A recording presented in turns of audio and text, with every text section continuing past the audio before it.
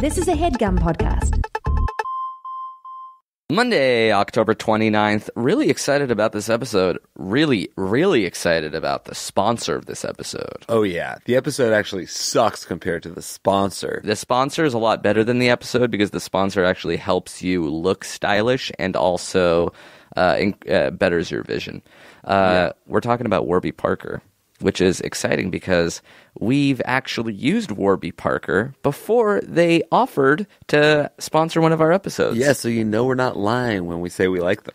I spent like 5 years of my life in Warby Parker glasses, and I remember when they first started out, I didn't even believe it because glasses and lenses cost hundreds and hundreds of dollars. And then Warby Parker came out, and they're like, no, for starting at $95, we'll give you frames and lenses that look really cool. Yeah, they disrupted the shit. That's what it's all about, actually. That's why my startup is really cool, too. Which is what? I'm disrupting the shit. Yeah, I'm disrupting Got it. That's cool, dude. Thank you. Man. That's really cool. Because it's all about disruption. Warby so Parker. I'm disrupting some industries, too. Got it. Let me just get... Warby Parker also... they partner with nonprofits like Vision Spring to ensure that every pair of glasses sold, a pair is distributed to someone in need. So you're not only looking better yourself, you're also helping other people see better, too. Chairs. Chairs. Which... That's what I'm disrupting, by the way. There's Chairs. What's that? Chairs. Okay. I'm disrupting them. What you're doing is disrupting me. Okay. What is your Warby Parkers that you got? I got the topper. The toppers? Yeah, the toppers with the they're half clear and half not. That's very dope. They're very chill. I like them a lot. I'm a big fan of the Ripley's, which is like sort of like tortoise on top, wire on the bottom. That 50s NASA shit. Yeah. There's also one called the Streeter. So if you're a fan of us or a fan of Streeter, you can get the Streeter. Yeah, definitely. If you are in need of glasses, perhaps your vision's getting a little worse and you've been putting it off. Great news. Glasses are finally stylish and cool. You can get your own pair, and you don't have to spend a lot of money. If you go to warbyparker.com/ifiwereyou, you order your free home try-ons. That's when you choose 5 frames that you'd like to try on. They mail them to you. I did that and it was great. You try them on, you take pictures, you show them to your friends, you show them to your loved ones. You say, which one do you want to see me wear? Because they're the ones that has to deal with you wearing the glasses the most. True. They say, that one's my favorite. You send them back. They put the lenses in. They send them to you, and you can see better. You look better. You go to warbyparker.com/ifiwereyou to begin your first free home try-on experience today. Thanks to Warby Parker for sponsoring us. And thanks to you guys for checking them out. Thanks to you guys for listening. This was a fun episode. A little bit of the Game Boy came back. Oh, did he? He did. Oh. He's back, dude. So let's get right into it. Toda. Did I say things got real? I don't know. Well, they did. Yeah. I just sucked your dick, bro. 2 years young. My little cousin says she has double D, which is fantastic. Go join the baseball team or get out of my lawn.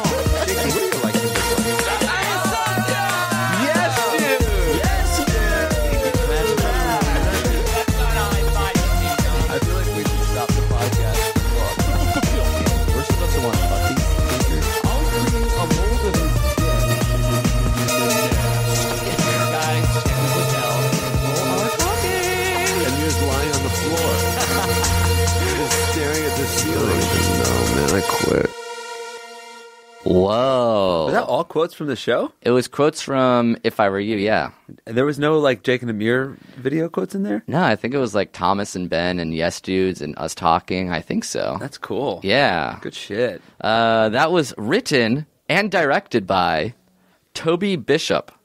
If you do use it, please shout out my Twitter. Should we charge him or should we go for it? Let's go for it because we used the song. So I know. I think we have him on the hook, though. You rat.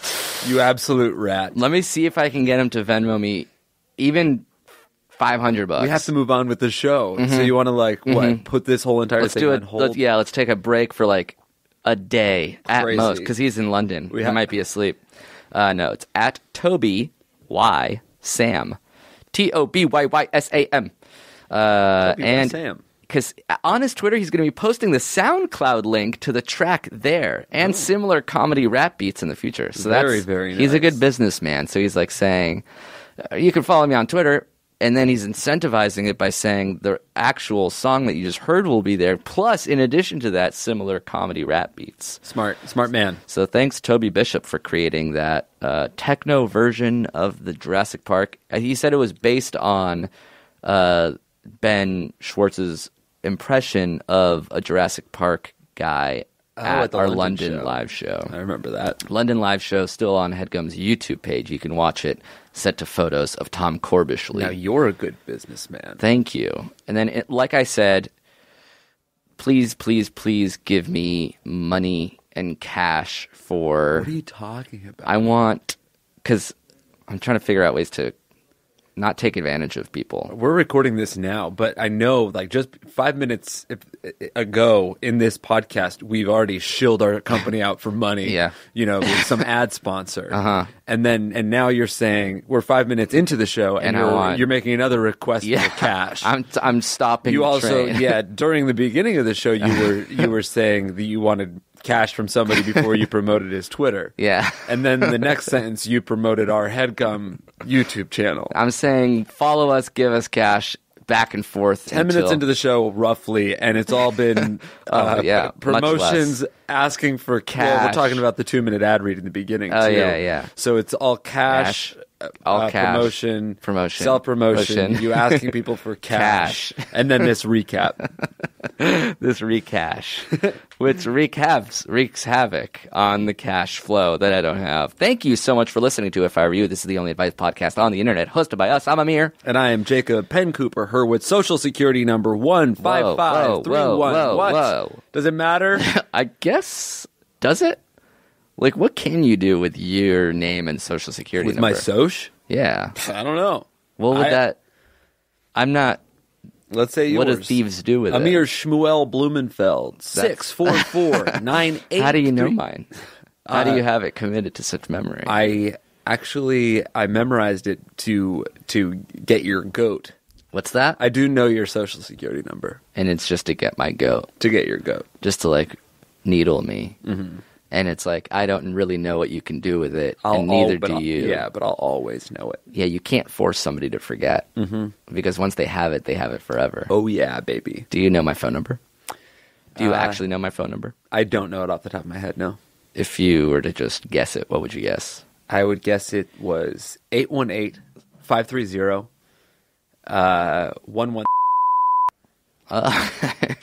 The numbers are definitely within that, but not in the right order, and then also some of the numbers are wrong. Okay. Yeah. Okay. Yeah. I think I know your number. You do? Yeah. Is it? I'll oh no, we're live streaming the beginning of this. I was gonna say. That's really dangerous. What if I got it fucking right? Wow. She's not. It's not close. It's okay. I am getting some phone calls. Shit me. Fuck.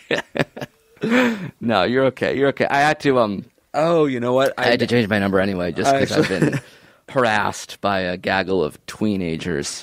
My niece and her little shit friends have been fucking trolling her uncle. And her shit boyfriend, because he's 38, so he's sort of putting him up to it.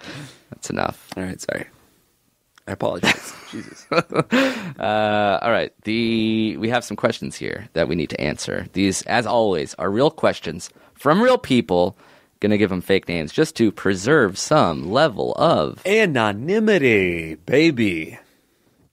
I've got a great idea for fake names this episode. Okay. Today is the 1-year anniversary party that we're having at HeadGum. Right, it's been the 1-year anniversary. We've had HeadGum for a little over exactly a year. So let's name this after podcasts. Okay. Who have been with us. The original cruise. Over a year. Okay.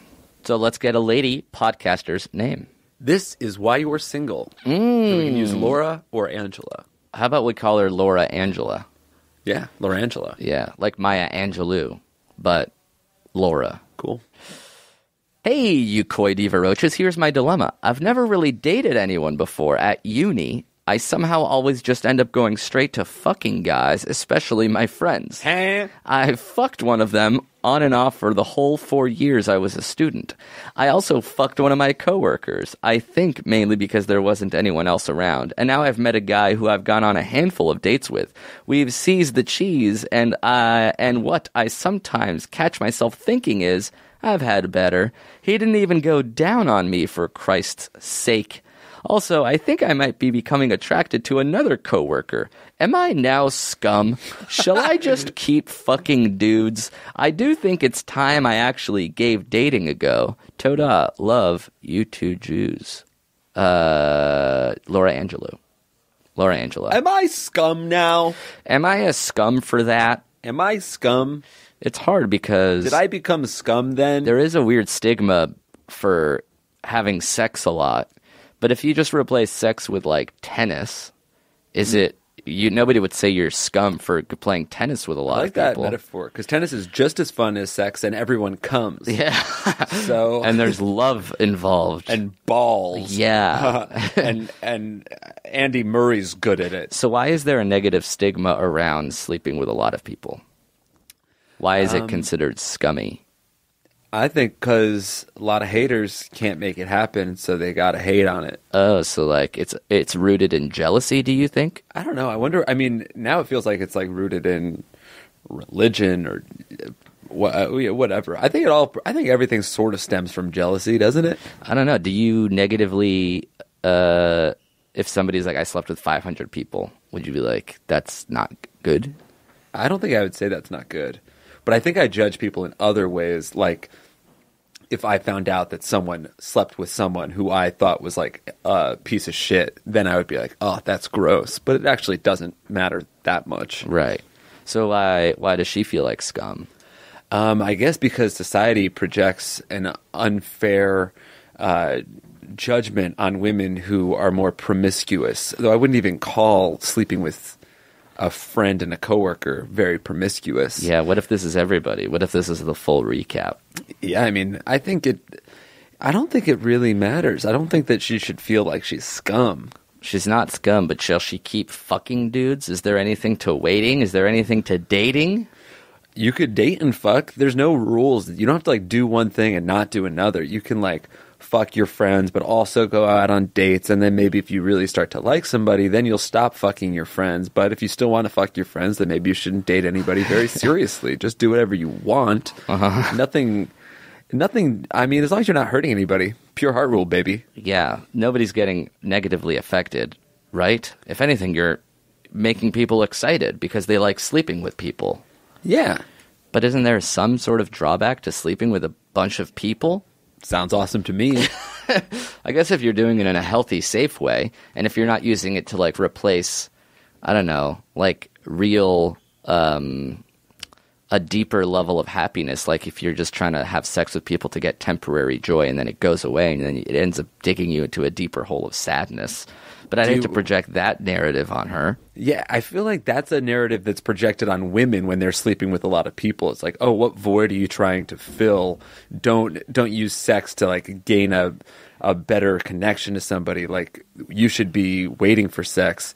Right. And then no one ever says that to a guy that's fucking a lot. Yeah, they're not like, what are you trying to like? Or you can't lock someone down. Why are you using sex as a crutch to make happiness? Yeah, I don't think that's no. I completely disagree with that premise. So shall I just keep fucking dudes, or should I give dating a go? You can do both. Keep fucking dudes and give dating a go? Dating involves fucking dudes, so I've read that. Good luck. I think it's nice. It's always nice to like not fuck too many of your friends because then it might make your friendships weird. And I think friends are something that's like a fulfilling aspect of your life that you can't easily replace friends as easily as you can replace dudes that you're fucking. Yeah, if you want to fuck less dudes, the first rule should be don't fuck coworkers and then maybe don't fuck friends.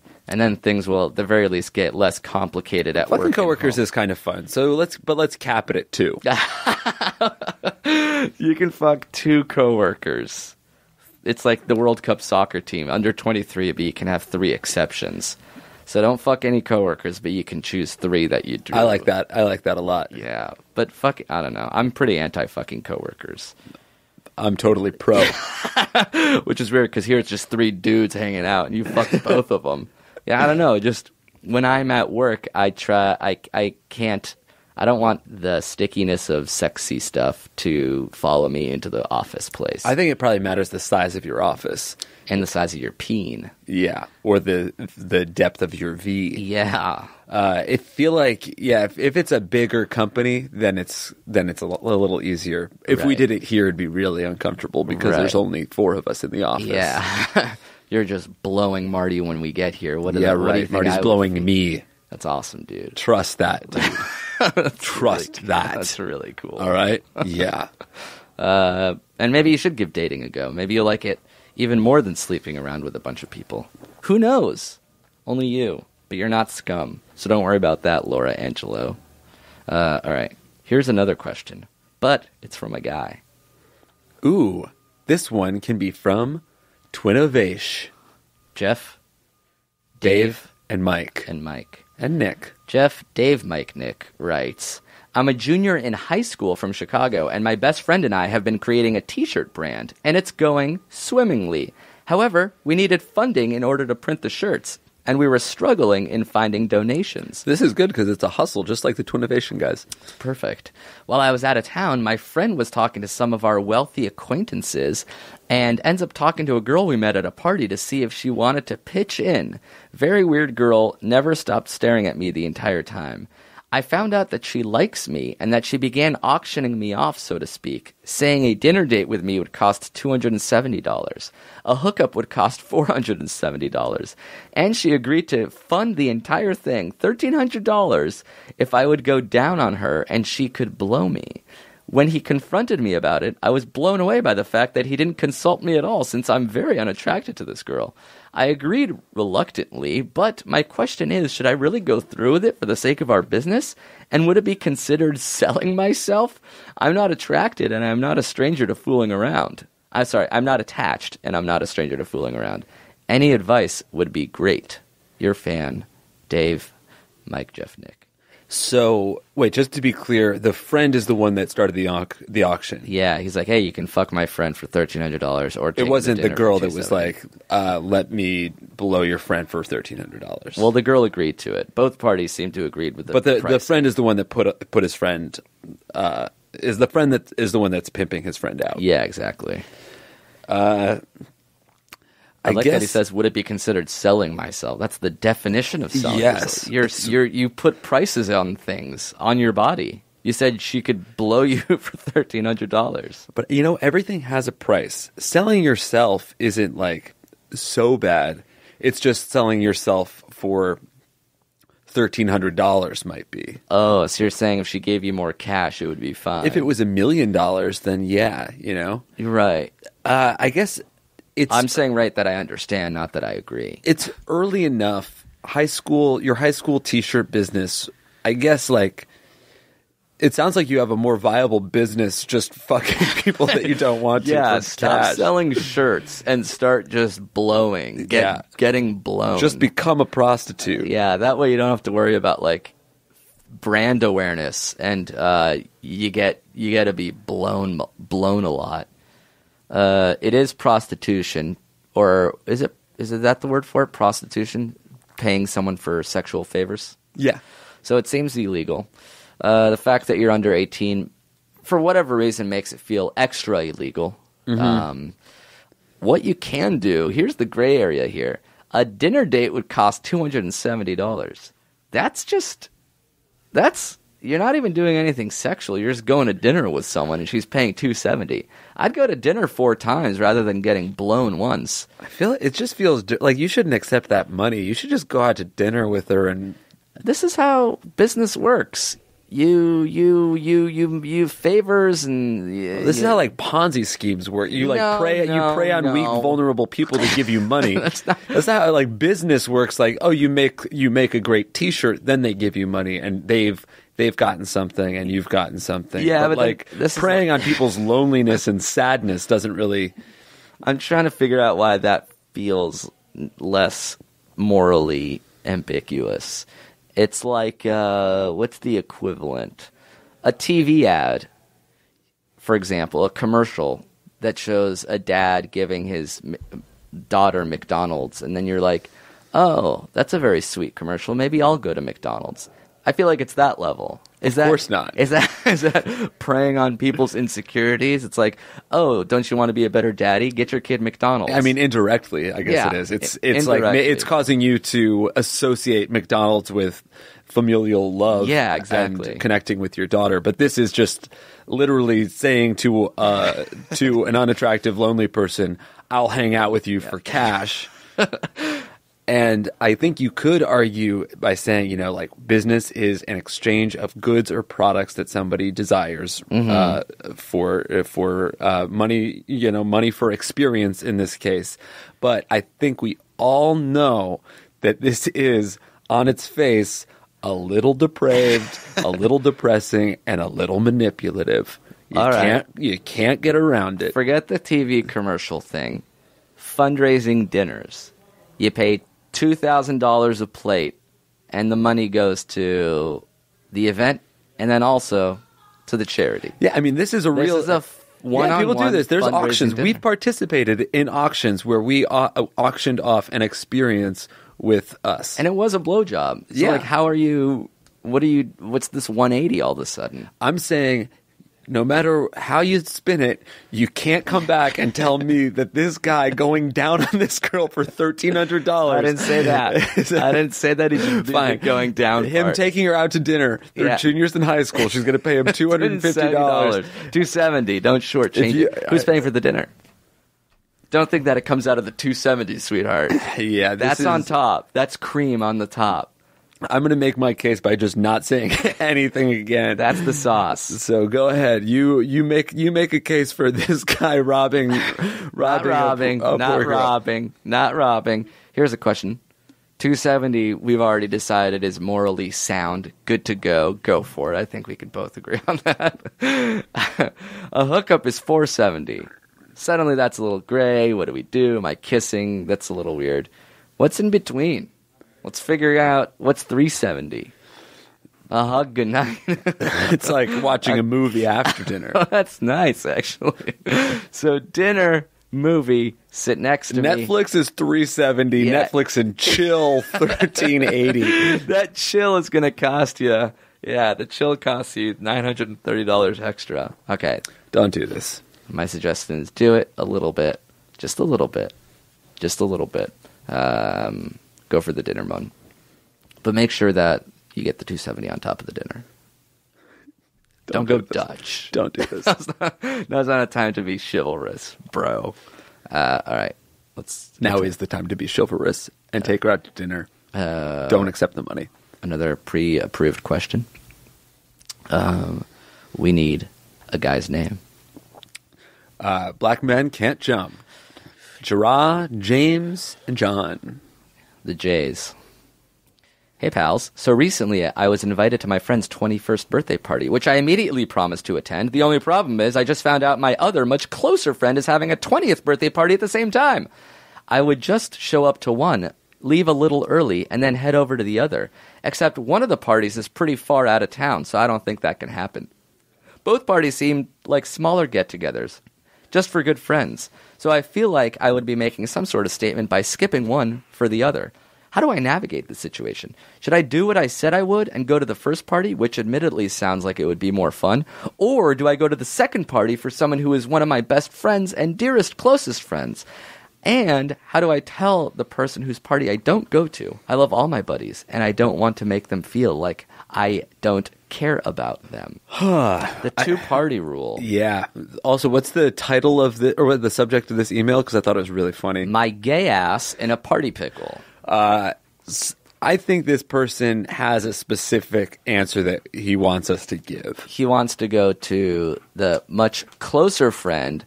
The problem is when the better party... he wants to go to the better party, which is not the closer friend. Oh, he said my closer friend is having the 20th... Right, he wants to go to the one that he already committed to. He wants to go to the cool party, and then his best friend is having a lame party, and he's like, I already committed to this other one. Right.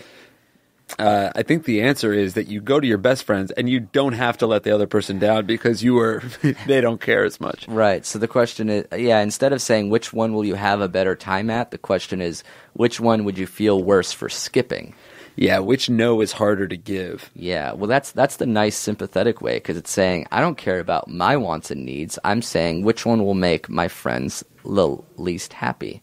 So if it'll make your friends sad to go to somebody else's party, then you want to go to your friend's party. But if you want to just maximize your joy, you go to the one that you want to go to. But if making your friend sad makes you sad, suddenly you're not maximizing your joy at all because his sadness is affecting your sadness. So what you really should do is give less of a shit about your friends. That way you can be more selfish, go to the party you want to go to. It doesn't negatively affect you at all. Your friend is sad, whatever, he'll get over it. You're kind of a sociopath. You're having a fucking grade A time at the better party and then say, sorry, bro, I already committed to the better party. Is it just me or are you doubling down on being a real jerk this podcast? I'm going for it. I don't know if it's the coffee soylent that I had or what, but it's the coffeeist that you butt chugged on the way up here. I'm feeling myself.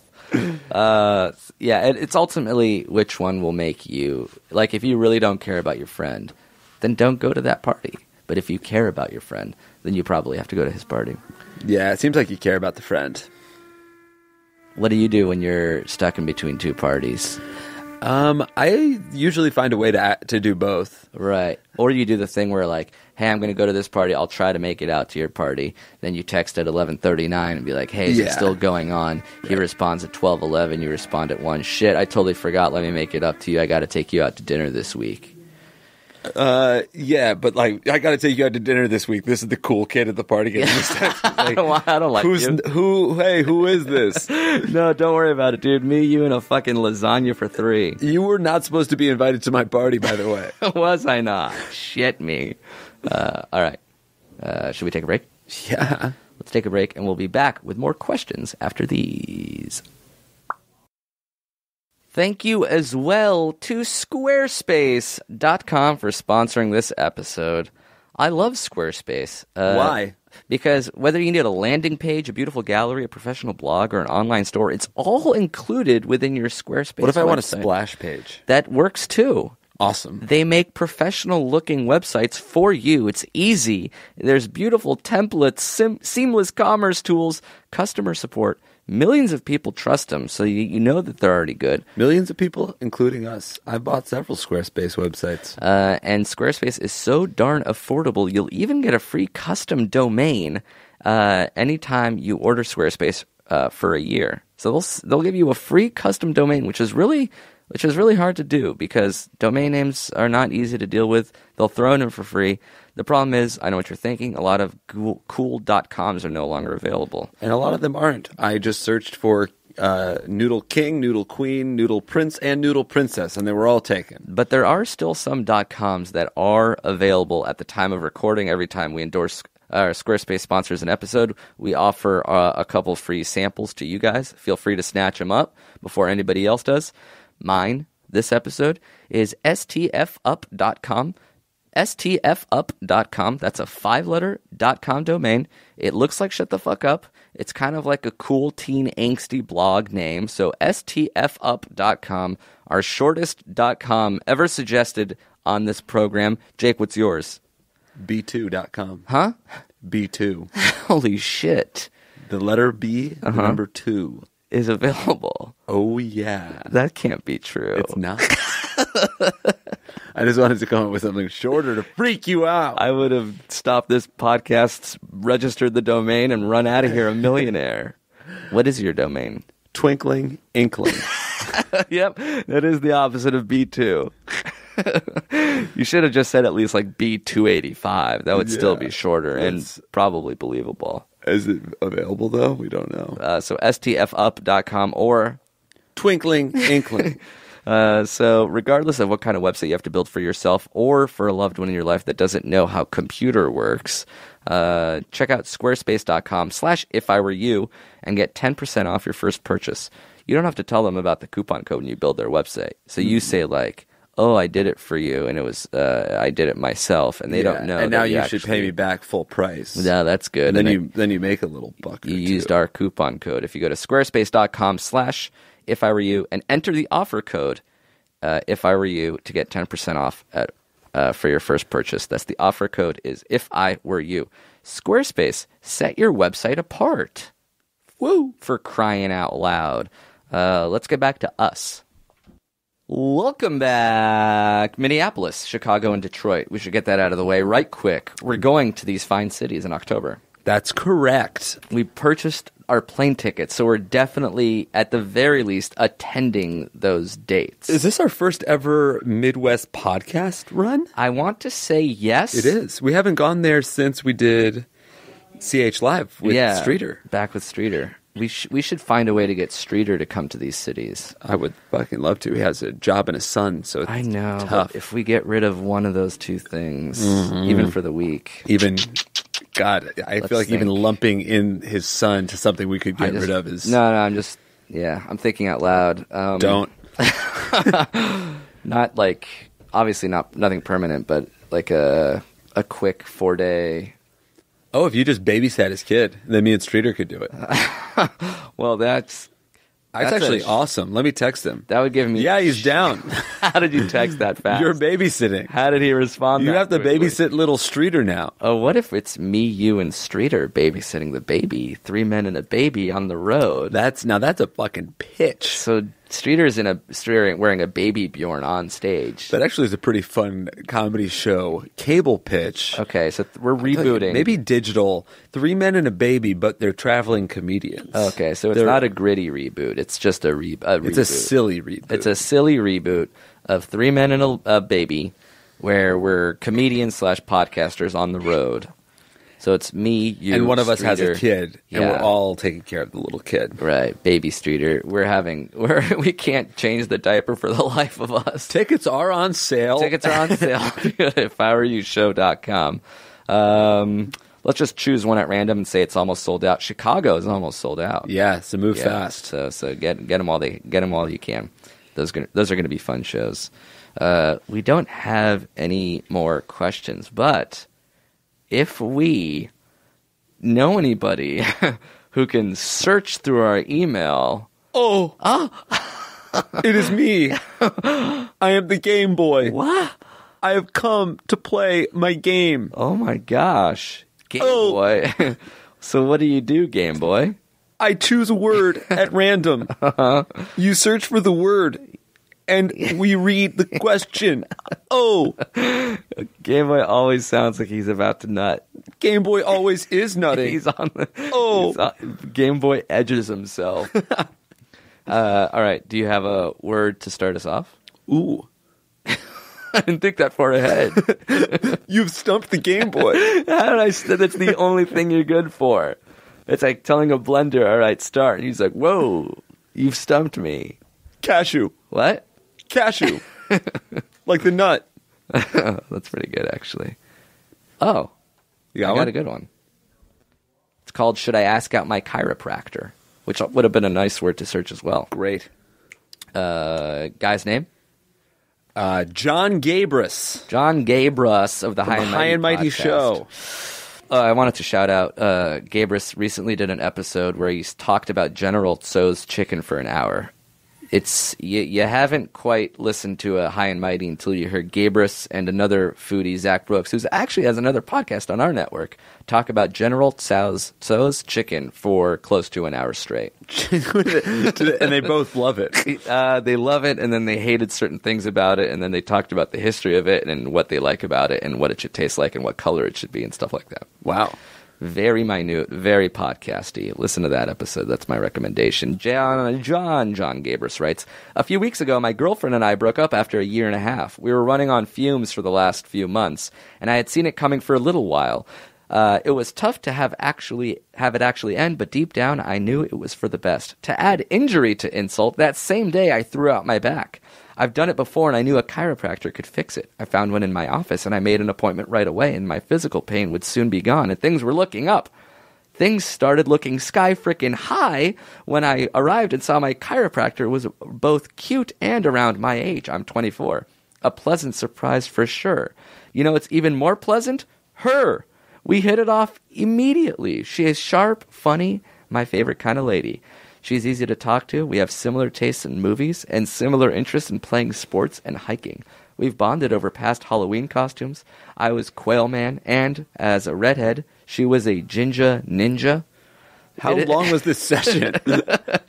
I feel it's a genuine connection, and I would ask her out in any other circumstance. And because I won't be your patient anymore, I don't think there's any ethical dilemma by simply asking. However, I'm hesitant because I'm stumbling into what appears to be a ridiculously perfect setup right after I got out of a relationship. I can't help but thinking the other shoe is about to drop, or am I reading too much into this as I try to move on? What do you think? Should I ask out my chiropractor? I'm a timid mouse myself, and I can't think of 2 better guys to help me out. I'd say 3, but you know what, Kobe? You can't stay on the court. You won't make a peep on the podcast. It's time to start earning your keep. You're embarrassing yourself. Sorry, Kobe. He didn't mean that, man. Doof, doof, doof. Thanks for the assist, guys. It says, best of luck on your pilot. This was written before. Thanks, man. We'll let you know. So that was written in June of 2015. Oh, dear. I hope he already asked her out, because obviously... respond and say, did you ever ask out your chiropractor? Nice follow-up pup. So what do you think? Would you ask out would you be too afraid to get into something great right after your relationship? No, well, 'cause he's overthinking it. He's thinking that, like, this is so good it's going to be a new relationship. But, like, that's not where your head should be at. Your head should be at, I'm single, I like this person, let's ask her out, let's see how it goes. Right. You're not going to, like... I think maybe when you're in a bad relationship for a long time and somebody seems cool, you like invent in your head that it's going to be perfect because it's not your last relationship. Right. But the truth is, like, all relationships have their flaws, and you're not necessarily going to just jump right into this dream girl because she had a silly Halloween costume and likes hiking. You know, there's other things to consider. It seems like a win-win because the 2 options are you go after it and she is your dream girl and this is perfect. You're not going to regret that. And 2, you go after her. She's not your dream girl, but now you're single again, which is what you wanted in the first place. Yeah. So if she's a dream girl, that's great. If she's not a dream girl, that's fine. She has no leverage. You'll be happy either way. Yeah. I think the takeaway for me is you're single, be single. You ask people out. The end. That's how it goes. Man, a hot chiropractor. That sounds great. Totally. And you could throw your back out as much as you want. How does is chiropractor, like, how do you become that? Is it like a non-medical med school? Like a 1-year thing? Yeah, I think you have to, like, take courses, but I don't think you don't have to be a doctor. Right. And is it like, how medical does it get? Or is it just like, let me stretch you out or do this? It feels kind of like it could get as medical as it can get, or, you know, it could just be a hack that didn't feel like taking a real estate exam and was like, I'll just do chiropractor. Right. Crack, crack, crack. There's definitely cracks out there. Nice. Thanks, dude. But then there's also like real back. What's it called when you're a real back doctor if you're performing like spinal surgery? Is that still a chiropractor? No. If you're performing surgery, you're a surgeon. So there's no chiropractors that are also doctors? Maybe there are. But I don't. But like we both don't know. I mean, chiropractic is alternative medicine. So maybe that's the big difference there. Alternative medicine versus real medicine. What else is an alternative medicine? Now I'm just doing that different podcast, which is the rabbit hole. Did we ever do the rabbit hole? No. We should do that. We should. We got to get Mike to... This would be a perfect start of it. Chiropractor, and then alternative medicine, and then there's all this stuff. Remember, does the phrase Ayurvedic medicine mean anything to you? Of course not. This is what you would learn.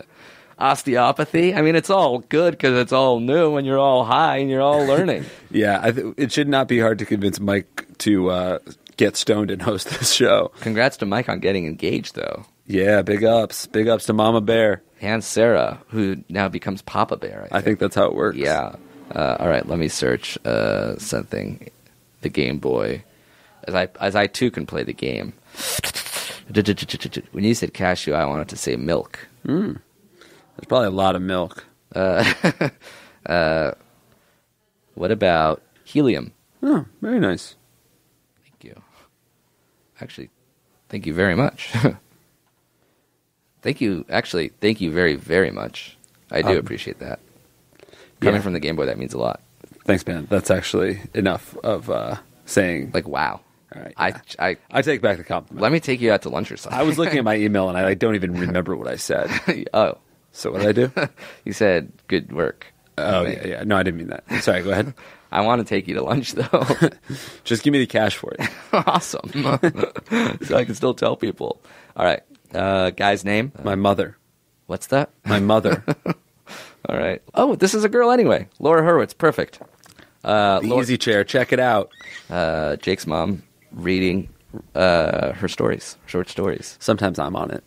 Laura Hurwitz writes, first of all, I went into a gypsy-themed store and asked the guy working there, jokingly of course, if he was a gypsy. He said no, and I quickly responded in the same deadpan voice, so no crystal ball or nothing? He said no again, and I finished the joke with, well, geez, that's the only reason I came in. It was funny to me, but I think my tone of voice may have seemed a little too unbelievable to him, because he was legit sad after that.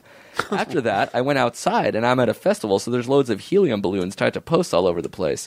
I thought it'd be fun to suck the helium out. I know I'm a college kid, but I ain't no grown-up.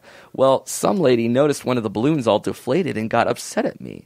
I guess I didn't register in my mind that random decorations at a festival might actually belong to somebody. I said I'm sorry, but in a high-pitched helium voice, so it just made the situation funnier to me, which made the lady more upset.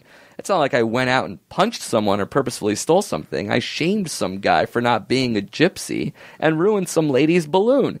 What is that? Who does that? Who does that? Well, I don't know. I'm still having trouble feeling totally sorry because it's still a pretty funny thing in my mind, so I need your points of view. Am I being a total kick in the dick for acting this way? I'm not one to be mean or cause trouble, but I will do things for the sake of humor. Usually it's harmless, but is this too far? Make fun of me all you want, because you guys are hysterical. Thank you, guys, or men, or mateys, or whatever. Love, Laura Hurwitz. Toda mother. So this would be... That's pretty funny. Yeah. Oh, I think that's all funny. I think that, you probably should have stopped with the gypsy joke. Because I guess that's a little racist. Oh, right, because gypsies are, technically transient peoples from Romania, I think. Another thing for the Rabbit Hole podcast. Yeah, what's a gypsy? Secondly, the helium pitch. Have you ever done the helium balloon thing? Yeah. You have? Mm-hmm. For some reason, I never did that. I don't know. It kind of scares me. Oh, we're having a party today. Want to give it a shot?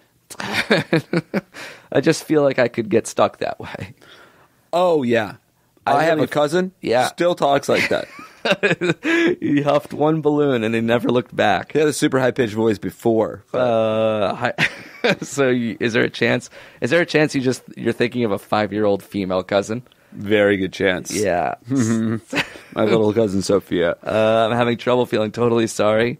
I think you're fine. I think this is a fine situation. You're a little bit of a dickling. Yeah. Back to back is tough. If it was one instance, then I'd be like, oh, whatever. Yeah. But it's funny that she offended a shopkeeper and then went out and offended someone who owned a balloon. Yeah, this is the beginning of a Curb episode. He's sort of walking around being himself, annoying people, but it didn't really escalate to a hilarious point. So we don't have to keep on going with this one.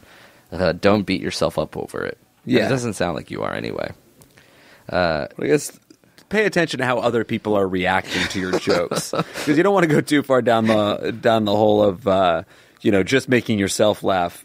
Yeah, but I've done that before. I've tried to dig myself out of a joke by doubling down and tripling down and then quadrupling down, and it just gets worse and worse and worse, and then you walk away. Totally.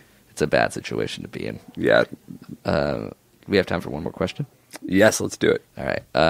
We need a word. The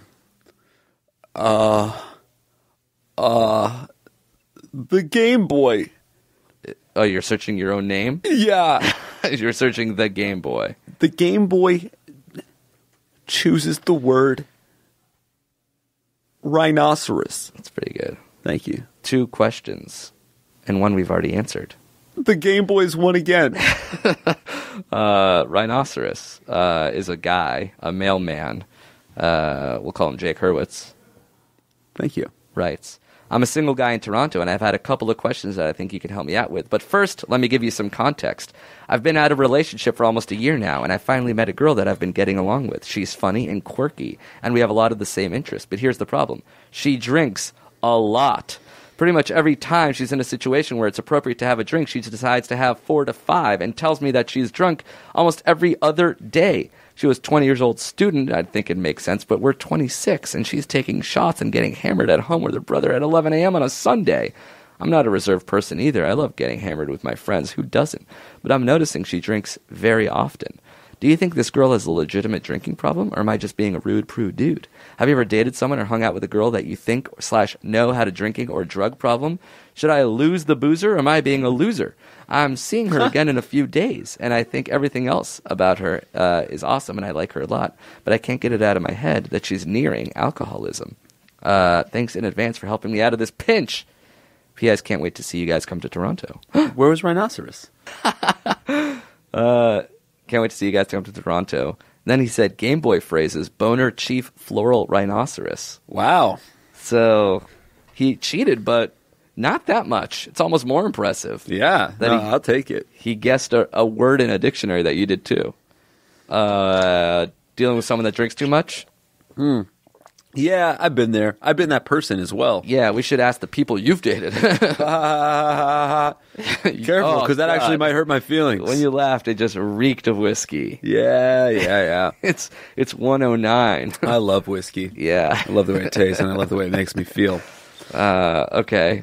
So, well, what'd you do about this lady? Oh, fucking party with her. It's funny because like half of me is like, listen, you don't have to be with someone who's like this, and then half of me is like, well, if you really like this person, why don't you help her get out of this situation? But I mean, at what point do you say this person's not for me, and at what point do you say, let me try to help and fix it seems like it's also on the cusp. Like, I don't think it's actually alcoholism. I think she just likes to. I mean, a lot of people like to drink that much. Yeah, but 11 a.m. on a Sunday. That's, he said, taking shots and getting hammered at home with her brother at 11 a.m. on a Sunday. 26. I had done that shit when I was 26. Oh, really? I'm not an alcoholic. I guess maybe. No, I'm not an alcoholic. I guess maybe. No. We just found out this. I don't think that's alcoholism. Yeah. I mean, there's like probably like, it's a gray area, right? Like some people drink all the time. Some people say they drink all the time, and it's actually 4 times a week. Some people drink alone. Some people drink during the day. There's like different signs, and there's no like, yes, it is, or no, it isn't. Right. I think it's up to, I guess I have no idea. I don't know enough about alcoholism to say who is and who isn't. And it's all relative. Like if she drinks too much for you, even though she's not technically an alcoholic, it might be too much. Then I don't want to say that. And it's like, relax, it's not that big of a deal. And what if she is actually an alcoholic? Yeah, this is a very dangerous question. What we should do is say, look up what it means to be an actual alcoholic, see if she displays a lot of the symptoms, and then adjust accordingly. If you want to help her out of the situation, go for it. If you want to just cut and run and say, listen, we've only been going out for so long. This is a bad situation, but technically not my problem. You can do that too. Yeah, I think you got to hang out with her more to really see how much she drinks and how big of a problem it is. To me, it sounds more like she drinks too much for you, but not necessarily that she drinks so much that she needs to have an intervention. Right. And here's a bit of bad advice. Try to match her shot for shot. Suddenly, you're getting blasted, obliterated, and then she has to take care of you. She can't be that drunk. She's got to be the sober one in the relationship. And then if you fucking drown yourself even more, she'll start to feel bad, and she'll be like, maybe this guy's an alcoholic. Oh my God, am I an alcoholic? Get the intervention. Yeah, maybe we can get better and healthier together. We'll do it at the same time. Suddenly she feels like she's motivating herself and you at the same time. Everything seems to be trending up, and then hopefully you don't develop an actual addiction to the poison that you're drowning your body in. So remember, that's bad advice. Yeah, so don't do that. Don't do that. Okay. Don't do that. Cool. All right. That's it. We're out of time. Thanks so much for listening to this episode, everybody. We got through 6 questions. I think that might be a record. Wow, good for us. We're going to be in Toronto at the end of September. Tickets are at ifwereyoushow.com, as well as Minnesota, Chicago, Minneapolis. The opening theme song was written by, gosh, do you remember his name? Toby something? I remember his Toby Bishop. And his Twitter name was Y Sam. Toby Y Sam? Yeah, nice. Thanks. Good work. And this closing one was written by Paul Balzer. If you have your own theme song. Paul Balzer is a great name. Yeah. Do you want you to say anything about it? Let me look. Like, after 300 episodes, you're like, wait a minute. Paul Balzer. We got to really talk about this guy. I love Paul Balzer. Yeah, my girlfriend is a photographer, so maybe give her a shout-out. Her name is Colleen Kubiak, and her website is ColleenKubiak.com. I want to see your photos. Oh, my God. Just because maybe there's some photos of Paul Balzer. Yeah, I mean, I guess there could Colleen be Kubiak? Is that Kubiak? Colleen, like you'd expect, and Kubiak, Kubiak. That's right. Oh, these are nice photos, actually. Very, very handsome family, friends. Just a real snapshot of small town life in Americana, and she's got a blog and a portfolio. Let's give it up for Paul Balzer for nice job, Paul Balzer. Oh, I just loaded ColleenKubiak.com. It is scat porn. Okay. So you were saying this is good. I honestly couldn't, like, to me it all looks like happy. there might be a little wedding. Is that a wedding? What is this? Oh my goodness. So thanks to Paul and thanks to Toby and thanks to you guys for listening. We'll be back. Yeah, Brendan and Rebecca, the Monday. Colton, Sammy. This is so nice. 4th of July. Still looking at photos of Colleen Kubiak. I will. She's great. We should have her photograph us. We have to leave. Okay. Ciao. Yo, DJ Shmoo on the house, in the line, turning it up. How's down, my player? JakeandAmir, but if you do you, then you must already know about that dope fucking podcast, the If I Were You show. The anonymity is so sick, QTV can suck it. Jake and Jocelyn on the mic, the buzz, quick fuckers in the face with them chuckles. It's getting laced with real advice on how to seize a fucking cheese, you bitch, to seize it twice. So if you do not know what to do, I'd straight up shut up, listen up, that's what's up.